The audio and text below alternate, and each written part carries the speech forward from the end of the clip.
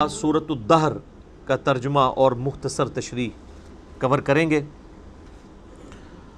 سورہ الدہر بھی مدنی سورت ہے اور اس کی امپورٹنس کے لیے یہی کافی ہے کہ اللہ کے محبوب صلی اللہ علیہ وآلہ وسلم کے بارے میں آتا ہے، صحیح بخاری اور صحیح مسلم دونوں میں یہ حدیث متفق علیہ موجود ہے کہ اللہ کے نبی علیہ السلام ہر جمعے والے دن فجر کی پہلی رکعت میں سورہ السجدہ، جسے سورہ الف لام میم السجدہ بھی کہا جاتا ہے، وہ پڑھا کرتے تھے اور دوسری رکعت میں سورہ الدہر پڑھا کرتے تھے۔ یعنی آپ علیہ السلام نے چونکہ جمعے کا دن تذکیر واعظ و نصیحت کے لیے رکھا ہوا تھا، تو وہ واعظ و نصیحت جو ہے وہ فجر کے وقت ہی شروع ہو جاتی تھی۔ فجر کی پہلی رکعت میں سورہ السجدہ بڑی ہی جامع ترین صورت ہے، خصوصاً تذکیر کے حوالے سے، فکر آخرت کے حوالے سے۔ اور دوسری صورت سورہ الدہر، یہ بھی اپنے مضامین کے اعتبار سے بڑی اہم صورت ہے اور اس کا مرکزی ٹاپک جو ہے وہ جنت سے ریلیٹڈ ہے۔ اور کئی ٹاپک بھی ہیں لیکن یہ ڈومیننٹ پہلو ہے اس کے اندر۔ اہل جنت کو جو اللہ تعالیٰ نعمتوں سے نوازے گا، ان کا بڑا تفصیل کے ساتھ اس میں ذکر آیا ہے۔ اور شروع کی آیات تو بڑی یونیک آیات ہیں قرآن حکیم میں، چند مقامات جو اپنے مضمون کی گہرائی کے اعتبار سے بڑے منفرد ہوتے ہیں، ان میں سے ایک اس صورت میں بھی شروع کے مضامین آئیں گے۔ اپنے مصحف سامنے رکھ لیجئے۔ اعوذ باللہ من الشیطان الرجیم، بسم اللہ الرحمن الرحیم۔ هل اتى على الانسان حین من الدہر لم یکن شیئا مذکورا، بے شک انسان پہ زمانے میں ایسا وقت بھی گزرا ہے جب کہ وہ کوئی قابل ذکر شے نہ تھا۔ ایک تو اس کا عمومی مطلب بیان کیا جاتا ہے کہ انسان جو ہے وہ ایک بے قدر پانی سے پیدا ہوا، اس کی کوئی حیثیت نہیں ہے، حتیٰ کہ اس پانی کا نام لیتے ہوئے بھی لوگ کراہت محسوس کرتے ہیں۔ بے قدر پانی سے اللہ تعالیٰ نے انسان کو پیدا فرمایا۔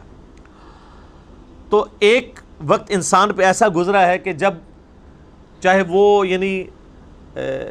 اپنے باپ کی پشت میں تھا یا اس کے بعد رحم مادر میں ٹرانسفر ہوا، پھر اس کے بعد ایک ایمبریو کی شکل میں، ایک جنین کی شکل میں اس نے پرورش پائی، وہ ایک حقیر چیز تھی، نہ تو اس کے اعضاء نمایاں تھے، نہ اس کے اندر وہ ساری کوالٹیز تھیں جو اللہ تبارک و تعالیٰ نے بعد میں اسے عطا فرمائی۔ آپ دیکھیں دنیا میں بڑے سے بڑا انسان بھی ہونا، اس کی اصل یہی ہے کہ اس کی پیدائش اس بے قدر پانی سے ہوئی ہے۔ چاہے کوئی پیغمبر ہے، چاہے کوئی بڑے سے بڑا فلاسفر ہے، چاہے کوئی بہت بڑا جو ہے وہ بادشاہ ہے، چاہے کوئی بہت بڑا سپہ سالار ہے، بہت کوئی بڑا جنگجو ہے، سب کی اصل جو ہے وہ بے قدر پانی ہے۔ اور اللہ تعالیٰ اس پانی میں سے دیکھیں کیا کیا چیزیں نکال رہا ہے، یہ اللہ کی قدرت ہے۔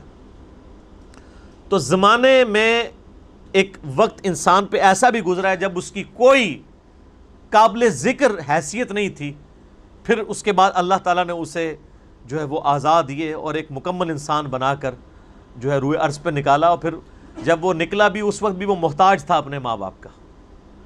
سب سے زیادہ محتاج انسان کا بچہ ہوتا ہے۔ بلی کے چھوٹے سے بچے کو بھی آپ ٹیبل پہ رکھ دینا تو نیچے نہیں گرے گا، اپنے آپ کو روکنے کی کوشش کرے گا، لیکن انسان کا بچہ تھوڑا بڑا بھی ہو جاتا ہے، اس کی حفاظت کرنی پڑتی ہے۔ اسی لیے ماں باپ کے ساتھ حسن سلوک کا ذکر جو ہے وہ انسانوں کے لیے ہے، کہیں جانوروں کے بارے میں آپ کو یہ چیز نہیں ملے گی۔ تو یہ اللہ تعالیٰ ہے جو بے قدر چیزوں سے کیا کچھ پیدا کرتا ہے۔ انسان جو اللہ تعالیٰ کی کریشن کا کلائمیکس ہے، اس کے بارے میں اللہ فرماتا ہے کہ اس پہ بھی ایک بہت عرصہ ایسا گزرا ہے کہ بے قدر یہ چیز تھا، اس کی کوئی حیثیت نہیں تھی۔ اور ایک اس کا انٹلیکچوئلز کے ہاں اس کی تفصیل یوں کی جاتی ہے کہ انسان کو اللہ تعالیٰ نے پہلے جو پیدا فرمایا تھا وہ روحوں کی شکل میں پیدا فرمایا تھا۔ پھر وہ ایک ڈورمنٹ پوزیشن انسان کے اندر، یعنی اللہ تعالیٰ نے ان روحوں کو کسی اپنی سٹوریج کے اندر رکھ دیا، پھر اسی اعتبار سے ڈیسائیڈ کیا کہ کس نے کس وقت پیدا ہونا ہے، اس کی روح اس میں داخل کی۔ تو وہ جو ایک بہت بڑا عرصہ تھا جس میں انسان روحانی طور پہ ایگزسٹ کرتا تھا لیکن اس کے پاس جسم نہیں تھا، وہ بھی ایک ایسا پیریڈ ہے جو کہ ہم عموماً ذکر نہیں کرتے، نہ ہمیں اس طریقے سے وہ یاد ہے۔ اللہ تعالیٰ نے ہماری روحوں سے عہد لیا تھا، الست بربکم، سب روحوں نے کہا تھا قالوا بلا، لیکن ہمیں وہ چیز یاد نہیں ہے، لیکن ہم پہ وہ پیریڈ گزرا ہے۔ تو وہ بھی ایک ایسا پیریڈ تھا کہ جب انسان کو اپنی حیثیت کا اندازہ نہیں تھا، تا وقت کہ انسان کو اللہ تعالیٰ نے جسم عطا فرمایا۔ اس کو سپورٹیو وہ حدیث بھی ہے جو جامعہ ترمذی میں صحیح سند کے ساتھ موجود ہے، مسند احمد میں بھی صحیح سند کے ساتھ ہے، دلائل النبوہ امام بیہقی کی کتاب میں بھی صحیح سند کے ساتھ ہے، مشکات المصابیح میں بھی تیسری جلد میں آپ کو اللہ کے محبوب صلی اللہ علیہ وآلہ وسلم کے فضائل کے چیپٹر میں مل جائے گی کہ صحابہ کرام نے پوچھا، اے اللہ کے نبی صلی اللہ علیہ وآلہ وسلم، آپ پہ نبوت کب واجب ہوئی، کب آپ نبی بنائے گئے؟ تو آپ نے فرمایا کہ میں اس وقت بھی اللہ کے ہاں خاتم النبیین لکھا ہوا تھا جب کہ ابھی آدم علیہ السلام روح اور جسم کے درمیان تھے، ایک روایت میں آتا ہے مٹی اور پانی کے درمیان تھے، میں اللہ کے ہاں اس وقت بھی خاتم النبیین لکھا ہوا تھا۔ یعنی اللہ کے ڈیوائن علم میں، اللہ کے پاس تو روحیں موجود ہیں نا، اللہ نے پہلے ہی ڈیسائیڈ کر لیا بھائی اس روح نے محمد رسول اللہ بننا ہے، اس روح نے فرعون بننا ہے، اس نے موسیٰ بننا ہے، اس نے ابو جہل بننا ہے۔ اللہ کو تو پتہ ہے اپنے ڈیوائن علم کی وجہ سے۔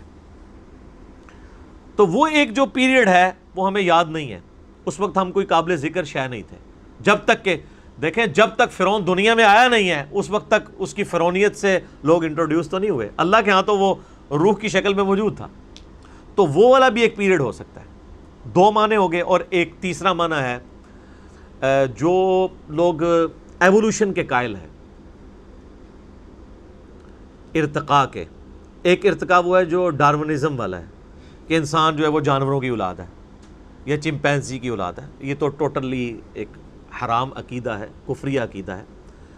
مسلمانوں کے ہاں بھی ارتقاء اس حوالے سے پایا جاتا ہے، میرا اس کے اوپر یوٹیوب پہ کلپ بھی ہے، بخاری اور مسلم کی متفق علیہ حدیث ہے کہ نبی علیہ السلام نے فرمایا کہ جب آدم علیہ السلام کو اللہ تعالیٰ نے پیدا فرمایا تو ان کا قد جو ہے وہ 60 ہاتھ تھا، پھر آہستہ آہستہ قد کم ہوتے چلے گئے۔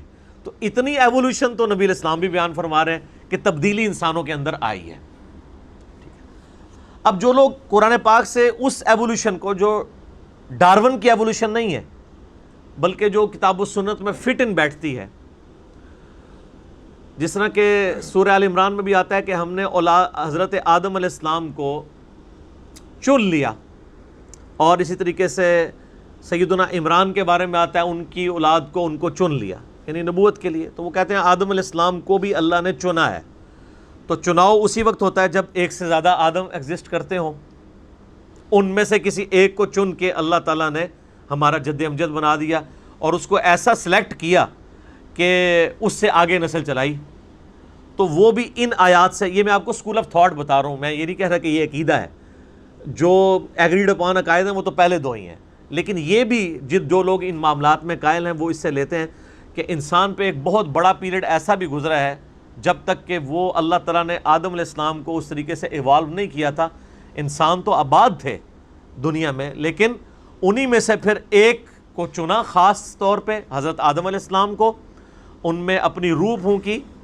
پہلے ایک زندگی تو تھی، آپ دیکھیں جانوروں میں بھی زندگی ہے لیکن روح نہیں ہے، بندر کے اندر روح نہیں ہے، زندگی ہے۔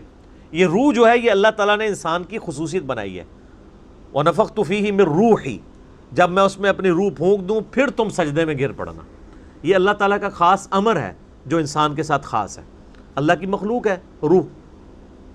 تو کہتے ہیں جو پہلے انسان ایگزسٹ کرتے تھے نا، وہ صرف جان والے انسان تھے، ان میں اللہ تعالیٰ نے اپنی روح نہیں پھونکی تھی، ان میں سے ایک شخص کو اللہ نے چوز کیا، اور وہ ہمارا پہلا جد امجد، ہمارا باپ سیدنا آدم علیہ السلام۔ پھر ان کی دیکھیں اس میں بھی ایک ایوولوشن، یہ تو آپ دیکھ لیں کہ بخاری مسلم میں حدیث تو بالکل واضح ہے، ویسے سورہ نساء کے شروع میں بھی آتا ہے کہ اسی سے اس کا جوڑا بنایا حضرت آدم سے، اور بخاری مسلم میں آتا ہے کہ وہ ٹیڑھی پسلی سے پیدا ہوئے۔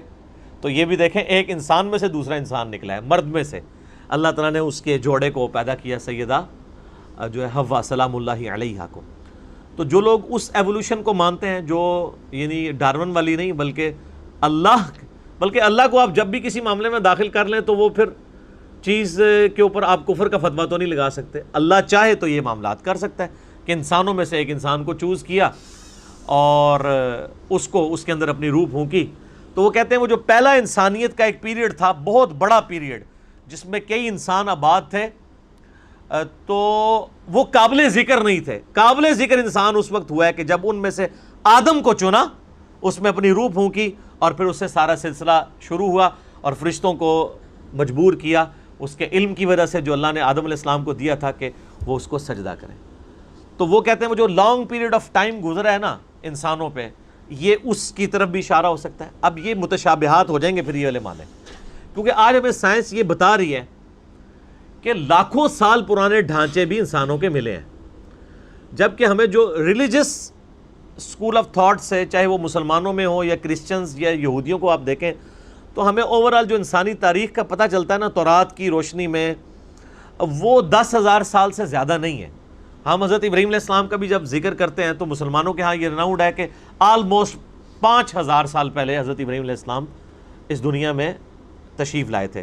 نبی علیہ السلام والی تو خیر ایک مضبوط جو ہے ہمارے پاس ہسٹری سیف ہے, آلموسٹ 1400 سال پہلے, اور ان سے تقریباً 500 سال پہلے عیسیٰ علیہ السلام, وہ تو ہمیں بخاری میں حدیث بھی ملتی ہے.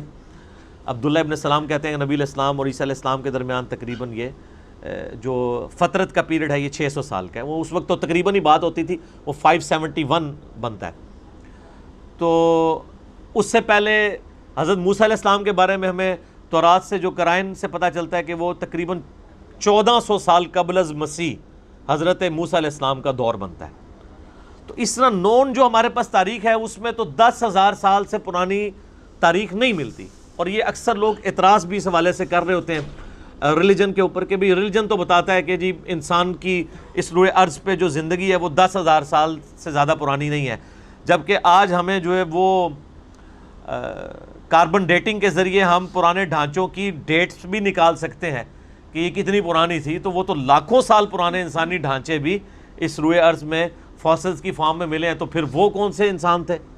تو پھر وہ لوگ جو اس آیت سے دلیل پکڑتے ہیں ایوولوشن کی, اور وہ یہ کہتے ہیں کہ وہ جو انسان آباد تھے وہ قابل ذکر انسان نہیں تھے جب تک کہ ان میں سے حضرت آدم کو نہیں چن لیا گیا. اور حضرت آدم کے چننے کا ذکر بھی سورہ آل عمران میں کہ ہم نے آدم کو چن لیا. تو جو دوسرے لوگ ہیں وہ کہتے ہیں چنا کس میں سے؟ چنا اسی وقت جاتا ہے جب ایک سے زیادہ آدم موجود تھے. یہ میں آپ کو, اور یہ وہ یعنی پوائنٹ آف ویو ہے جو ڈاکٹر سراج صاحب رحمہ اللہ تعالیٰ بھی اس کے قائل تھے. تو یہ رائے سے کوئی اختلاف رائے رکھ سکتا ہے, یہ کوئی پیٹ نہیں ہے, لیکن چونکہ ان آیات سے لوگ سہارا لیتے ہیں اس لیے میں نے اس چیز کو یہاں پہ ایڈریس کرنا ضروری سمجھا.